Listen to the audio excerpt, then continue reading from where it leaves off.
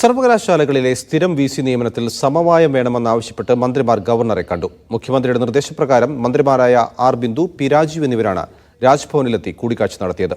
തീരുമാനങ്ങൾ ഏകപക്ഷീയമാകരുതെന്ന് മന്ത്രിമാർ ഗവർണറോട് ആവശ്യപ്പെട്ടു. സ്ഥിരം വിസി നിയമനം ചർച്ച ചെയ്ത് തീരുമാനിക്കാമെന്ന് ഗവർണർ മന്ത്രിമാരെ അറിയിച്ചു. സുപ്രീം കോടതി നിർദ്ദേശത്തിന്റെ അടിസ്ഥാനത്തിൽ സർവകലാശാലകളിലെ സ്ഥിരം വിസി നിയമനത്തിൽ സമവായം വേണമെന്നാവശ്യപ്പെട്ടാണ് മന്ത്രിമാർ വീണ്ടും ഗവർണറെ കണ്ടത്.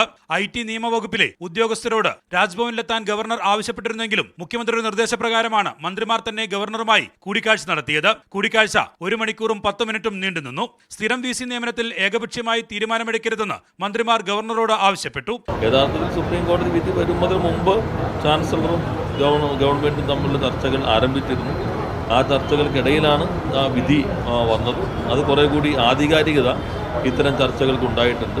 അതിൻ്റെ ഒരു തുടക്കമാണ് ഇന്ന് ചർച്ചകളുടെ വന്നിട്ടുള്ളത്.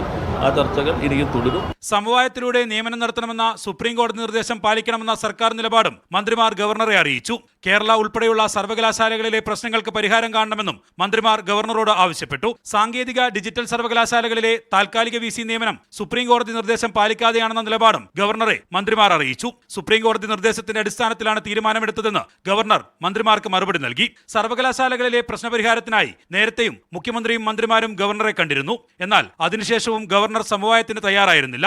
സർവകലാശാലകളിൽ മുതിർന്ന വിദ്യാഭ്യാസ വിദഗ്ധരെ വൈസ് ചാൻസലർ സ്ഥാനത്തേക്ക് പരിഗണിക്കണമെന്നാണ് സർക്കാർ നിലപാട്. ഇതിലൂടെ ഗവർണറുമായി സംയമനപാതയിലെത്താമെന്നും സർക്കാർ കണക്കുകൂട്ടുന്നു.